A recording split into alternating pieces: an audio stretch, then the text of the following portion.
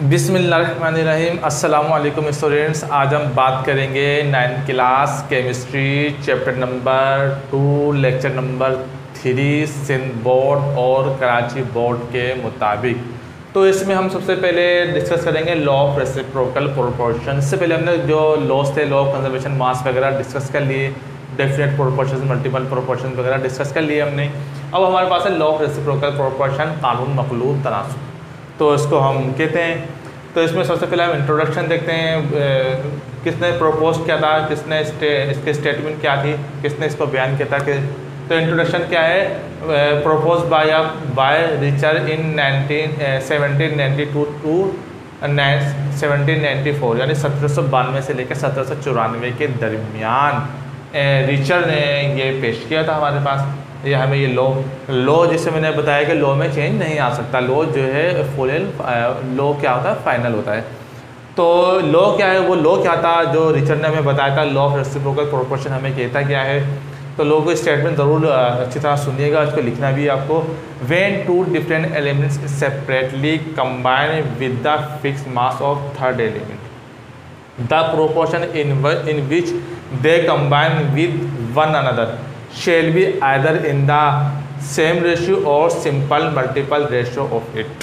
तो हम क्या कह रहे हैं, जब भी दो या दो से ज़्यादा अनासिर अलग-अलग किसी मुकर्ररा कमियत से मिलते हैं, अलग-अलग किसी मुकर्ररा कमियत से मिलते हैं, तो जिस निस्बत से वो मिलते हैं उनके दरमियान सिंपल मल्टीपल रेशो पाया जाता है। इससे मुराद क्या होगी, सिंपल मल्टीपल। जब भी दो या दो से ज़्यादा अनासिर आपस में मिलते हैं तो उनकी मुकर्ररा कमियत के दरमियान सिंपल मल्टीपल सादा तनासुब का रेशो पाया जाता है, सादा से सादा रेशो पाया जाता है। दो या दो से ज़्यादा अनासिर की बात हो रही है। पहले तो आप ज़रा ये देखिए, दो या दो से ज़्यादा हमारे पास एक त्रिकोण के ज़रिए मैं बता देता हूँ, बुक में भी आपको दिया हुआ है। त्रिकोण के ज़रिए आपके पास कितने एलिमेंट्स हैं, आपके पास तीन एलिमेंट्स हैं। कार्बन है, हाइड्रोजन है, ऑक्सीजन है, यानी इन कंपाउंड तीन हैं। इन तीनों कंपाउंड्स में आपके पास तीन एलिमेंट्स हैं। कार्बन है, देख लीजिए, कार्बन इसमें, हाइड्रोजन इसमें भी है, कार्बन हाइड्रोजन और ऑक्सीजन इसमें, कार्बन और ऑक्सीजन इसमें। तीन एलिमेंट्स हैं, कार्बन है, हाइड्रोजन है और ऑक्सीजन है। पहले तो हम इनका क्या करते हैं, इनका रेशो निकाल लेते हैं। मिसाल के तौर पे बाहमी मुकर्ररा कमियत से मुराद क्या होगी और सिंपल मल्टीपल से मुराद क्या होगी। तो ये हमारे पास क्या है, कार्बन का एटॉमिक मास कितना है, 12 मल्टीप्लाई 1, रेशो निकाल लेते हैं 1 मल्टीप्लाई बाय 4, 12 आ गया, 4 हो गया, आ गया, 4 1 ज़ा 1, 4 3 ज़ा 12। तो ये हमारे पास क्या आ गया, 1 to 3 रेशो आ गया। अब हम करते हैं, निकालते हैं पानी का। 1 मल्टीप्लाई बाय 2 इसका तनासुब या रेशो का इसमें लगा दीजिएगा सिंबल। 16 मल्टीप्लाई बाय 1 तो 2 16 आ गया। 2 1 ज़ा 1, 2 8 ज़ा 16। अब CO2 का निकाल लीजिए। 2 multiply by 1 plus 16 multiply by 2, ये 12 हो गया हमारे पास। और क्या आएगा, 32 आ गया। तो अब क्या, 4 से निकाल लीजिए इसको।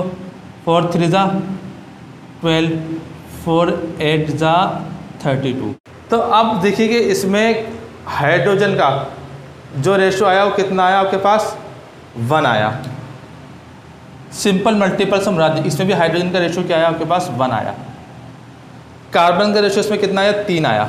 देखें इसमें कार्बन का रेशो कितना आया, 3 आया। मल्टीपल से मुराद ये कि बाहमी तीनों का जो होगा मल्टीपल के, इसमें भी हाइड्रोजन का जो रेशो होगा, अगर हाइड्रोजन इसमें भी तो इसमें भी हाइड्रोजन का वही रेशो होगा। अगर कार्बन इसमें नहीं, कार्बन इसमें है, अब दूसरा एलिमेंट जो कंपाउंड बना हमारे पास उसमें कार्बन का रेशो देखा तो उसमें क्या हुआ, उससे मुशाबिहत होगी। नहीं तो आप देख लीजिए, ये है हमारे पास सिंपल मल्टीपल रेशो, यानी कि लॉ ऑफ रेसिप्रोकल प्रोपोर्शन हमें कानून मखलूत तनासुब ये कहता है। जब वो बात करता है simple multiple ratio of it, तो सिंपल मल्टीपल रेशो से क्या होगी, हमारी ये मुराद होती है। इसको इस तरह हम वजाहत कर सकते हैं। तो ये था हमारा लॉ। अब हम चलेंगे कुछ बेसिक डेफिनेशंस की तरफ, empirical formula, molecular formula, atomic mass, mass number, etcetera.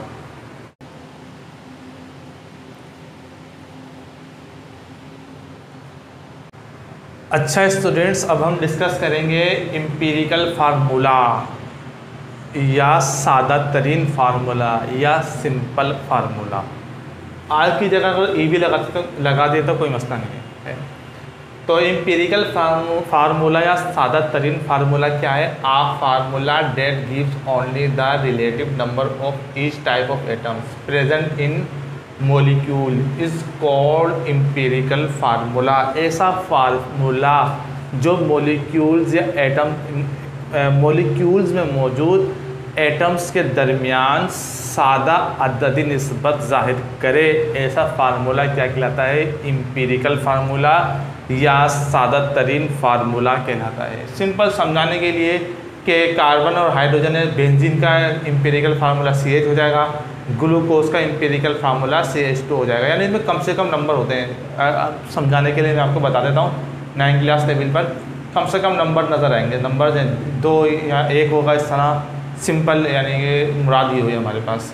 तो ऐसा फार्मूला जो मॉलिक्यूल्स में मौजूद एटम्स के दरमियान सादा अददी निस्बत ये हुई, इस तरह सादा अददी निस्बत को ज़ाहिर करता है। ऐसा फार्मूला क्या कहलाता है? हमारे पास एम्पिरिकल फार्मूला कहलाता है। इसकी एग्जांपल मैंने आपको बता दी, बेंजीन का एम्पिरिकल फार्मूला CH2। बाज़ हमारे पास ऐसे होते हैं एलिमेंट जिनका एम्पिरिकल फार्मूला भी बाज़ कंपाउंड्स ऐसे होते हैं जिनका एम्पिरिकल फार्मूला भी सेम होता है, मोलिकुलर फार्मूला भी सेम होता है। तो ये H2O ले लें मिसाल के तौर पर। पानी का एम्पिरिकल फार्मूला भी एक ही है और मोलिकुलर फार्मूला भी यही है। एक मिसाल के तौर पर समझाने के लिए MCQs वगैरह में आ सकता है। इसके बाद हम डिस्कस करते हैं molecular formula. The molecular formula या मॉलिक्यूलर फार्मूला क्या होता है? The formula which indicates the actual number and type of atoms in a molecule called as molecular formula. ऐसा फार्मूला जो मोलिक्यूल्स में मौजूद एटम्स के दरमियान या ऐसा फार्मूला जो मोलिक्यूल में मौजूद एटमों की असल तादाद को जाहिर करता है, ऐसा फार्मूला हमारे पास क्या कहलाता है? मोलिकुलर फार्मूला कहलाता है। जैसे ग्लूकोज C6H12O6, ग्लूकोज का मोलिकुलर फार्मूला क्या होता है? ये C6H12O6। एम्पिरिकल फार्मूला ये है, मोलिकुलर फार्मूला ये है। तो ये हमारे पास आ गया एम्पिरिकल फार्मूला की डेफिनेशन, मोलिकुलर फार्मूला की डेफिनेशन। ये आपको लाजमी आनी चाहिए, इसको अच्छी तरह याद कीजिएगा, देखिएगा। अच्छा स्टूडेंट्स, अब हम डिस्कस करेंगे फार्मूला मास। फार्मूला मास क्या है? हमारे पास the sum of atomic masses of atoms in a formula unit of the substance is called formula mass. किसी फार्मूले में मौजूद एटम्स का एटॉमिक मासेस का सम, एटमों की कमियत का सम क्या कहलाता है? फार्मूला मास कहलाता है। जैसे मिसाल के तौर पर हमारे पास फार्मूला है NaCl। जैसे हमारे पास फार्मूला है NaCl, सोडियम क्लोराइड, तो खाने का नमक जिसको बोलते हैं। तो NaCl में क्या है? Na का एटॉमिक मास कितना है? 23 है। इसको मल्टीप्लाई कर देंगे 1 से। क्लोरीन का एटॉमिक मास कितना है? 35.5 है। इसको मल्टीप्लाई कर देंगे 1 से, 23 आएगा प्लस 35.5 आ जाएगा। ये हमारे पास आएगा 58.5 NaCl का फार्मूला मास AMU। तो ये हमारे पास आ गया फार्मूला मास NaCl का। अब मोलर मास क्या होता है ये भी ज़रा देख लीजिए। अब हम डिस्कस करते हैं मोलर मास। मोलर मास क्या है? The relative molecular mass of substances express in a gram is called molar mass.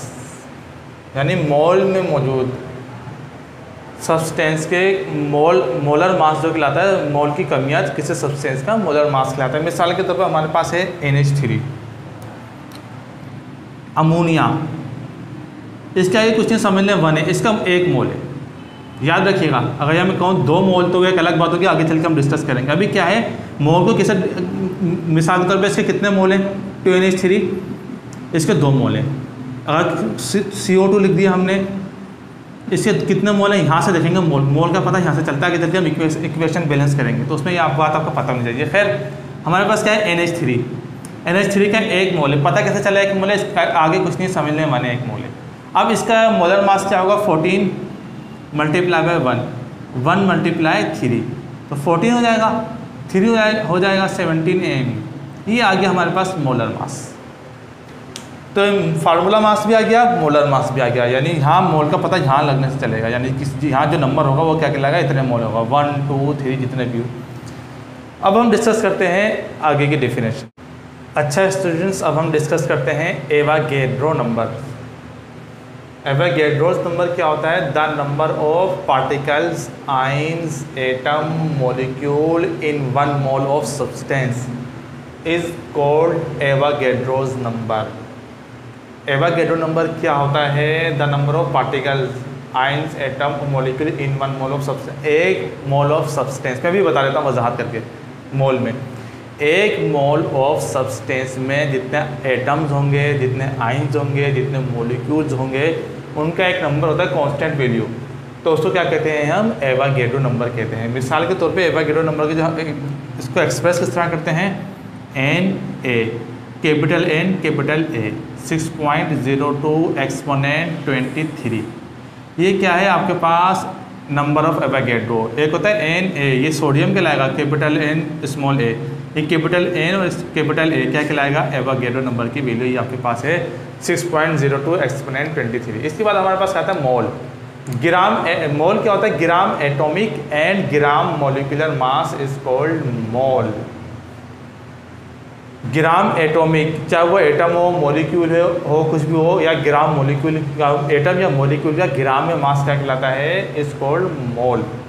मोल कहते हैं। मिसाल के तौर पे कार्बन है, कार्बन का एटॉमिक मास कितना है? 12 है। कार्बन का एटॉमिक मास कितना है? 12 है।